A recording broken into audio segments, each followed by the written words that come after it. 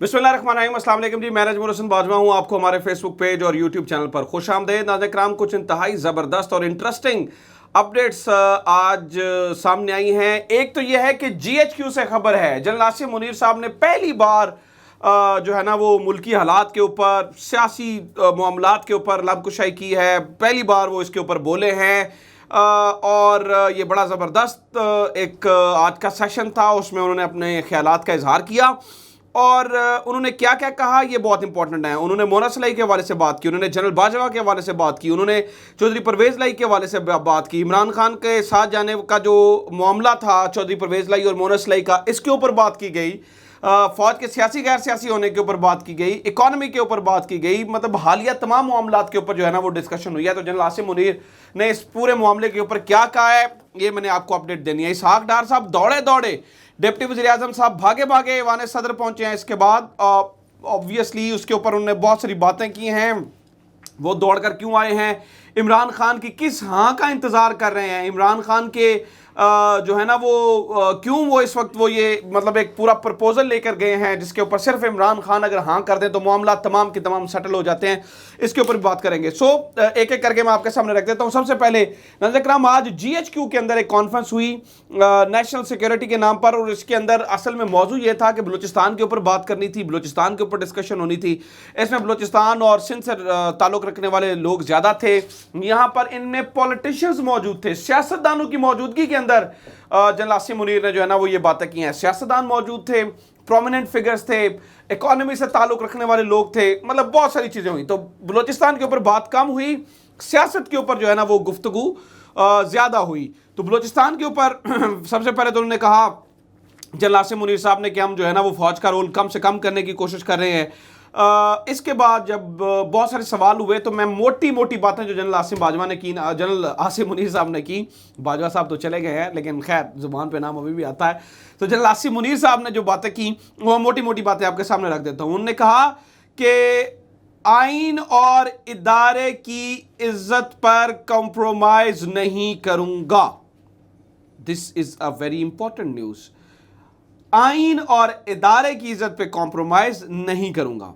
फिर उन्होंने ये भी कहा कि सवाल हुआ कि आप जनाब सीनियर मोस्ट को क्यों आर्मी चीफ नहीं लगा सकते हैं, मतलब सीनियर मोस्ट को आर्मी एक तरीक़ाकार बन जाए, जैसे जो है ना वो अदालतों के अंदर है, जैसे मुख्तलिफ जगहों पे होता है, तो इसी तरह से एक तरीक़ाकार यहाँ पर भी बन जाए।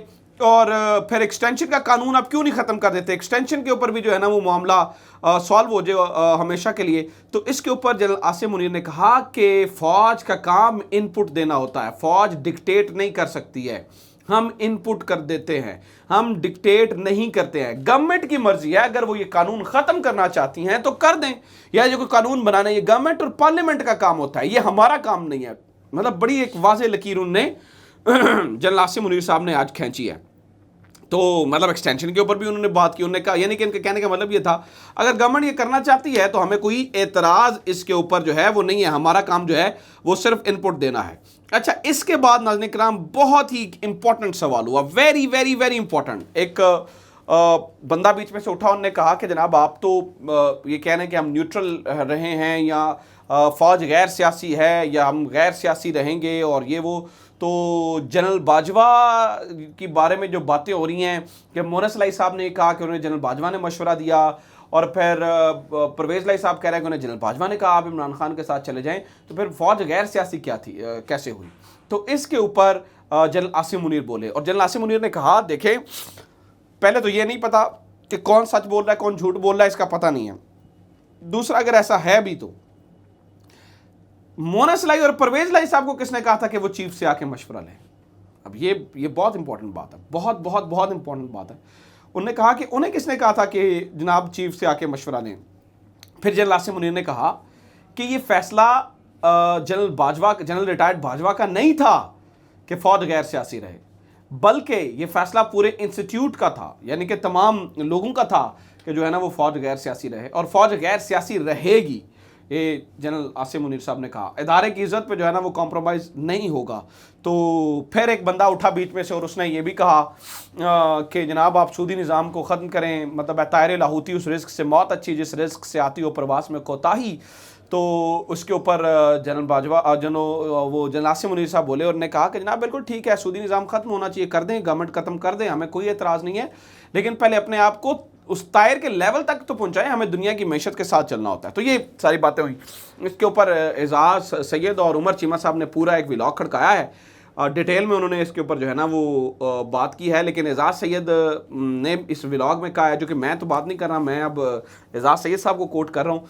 तो एजाज सैयद ने कहा कि जब जनरल बाजवा भी नए नए आए थे तो वो भी ऐसी ही बातें करते थे, उन्होंने भी ऐसी ही बातें की थी। बहरहाल देखते हैं जनरल आसिम मुनीर साहब का जो है ना वो किस तरफ जाते हैं। अब आ जाते हैं इसहाक डार साहब वाले मामले पे। नाज़रीन इकराम, आपको ये पता है ऐवान सदर के अंदर एक बड़ी मीटिंग हुई है और उस मीटिंग के अंदर इसहाक डार साहब जो है ना वो पहुंचे हैं। अब मैं आपके साथ कुछ खबरें शेयर कर रहा हूँ। नाज़रीन इकराम, ये तीसरी मुलाकात थी, ये तीसरी मुलाकात थी। एक मुलाकात पहले हो चुकी थी, एक मुलाकात खुफिया हुई थी और ये आज तीसरी मुलाकात है। पहली मुलाकात रिपोर्ट हुई थी, दूसरी मुलाकात रिपोर्ट नहीं हुई थी।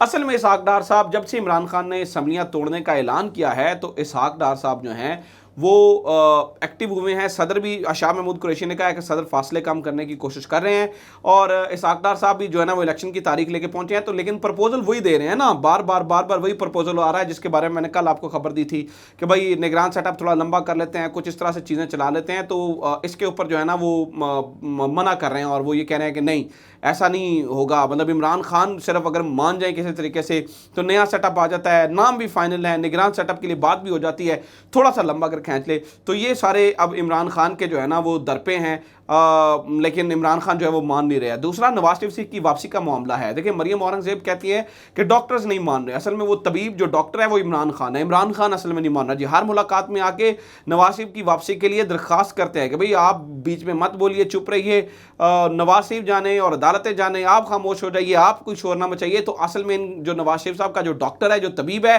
वो नाज़रीन इकराम इमरान खान है और इस पूरे मामले के अंदर इमरान खान नहीं मान रहा। अब आखिरी बात मैं आपके साथ शेयर कर रहा हूं कि ये सारी बातें होने के बाद आसिफ जरदारी साहब ने परवेज लाई साहब के पांव पकड़ लिए हैं। सिचुएशन इस तरह से चली गई है। वो किस तरह से कि एक मुलाकात हुई है आसिफ जरदारी की और चौधरी शुजात साहब की, और इस मुलाकात में चौधरी शुजात साहब के सामने एक प्रपोजल रखा गया है और इस प्रपोजल में ये कहा गया है कि हम जो है ना परवेज लाई साहब के साथ ही कैरी कर लेते हैं। परवेज लाई साहब को, मतलब परवेज लाई साहब भी वज़ीर आला रहते हैं, आप हमारी किसी तरीके से बात मान लीजिए और उन्हें कहिए असम्बलियाँ ना तोड़ें। ये परवेज लाई साहब के सामने जो है ना ऑफर रखी गई है। जबकि मैं आपको बताऊं कि जनाब आसिफ जरदारी साहब की जो फिल वक्त की सिचुएशन देख के लग रही है, इन्होंने एक मिशन सौंपा था, पीडीएम ने आसिफ जरदारी को उस मिशन का रखा गया था, मिशन पंजाब और मिशन केपीके। इसमें इन्होंने करना ये था कि इन्होंने तमाम जो है ना वो असम्बलियाँ जो है ना वो तोड़ने से पहले अपने साथ लोगों को मिलाना था, अदम एतमाद लेकर आनी थी। लेकिन नाज़रीन इकराम, खबर वहाँ से भी ये है कि वो अदम एतमाद भी नहीं आ रही है, ना वो अदम एतमाद आ रही है, ना वो चीज़ें हो रही हैं। और यहाँ से क्या हो रहा है, यहाँ से मामला इनके हाथ से निकलता हुआ नज़र आ रहा है, सूरत हाल इनके हाथ से निकलती हुई नज़र आ रही है, सिचुएशन इनके हाथ से निकल रही है और इनके पास नाज़रीन इकराम कोई इस वक्त जो है ना वो काम नहीं है। तो लिहाजा ये कर रहे हैं कि उधर से परवेज लाइसो को पकड़, उधर से चौधरी शुजात को पकड़ और किसी तरीके से कम टपाओ स्कीम जो है वो चल रही है। तो ये सारी खबरें हैं आज की और ये सारा राउंड अप है। उम्मीद करता हूँ ये वीडियो आपके लिए इन्फॉर्मेटिव रही होगी। वीडियो को ज़्यादा शेयर करें, चैनल को सब्सक्राइब जरूर करें। अपना ख्याल रखें। खुदा हाफिज़। पाकिस्तान जिंदाबाद।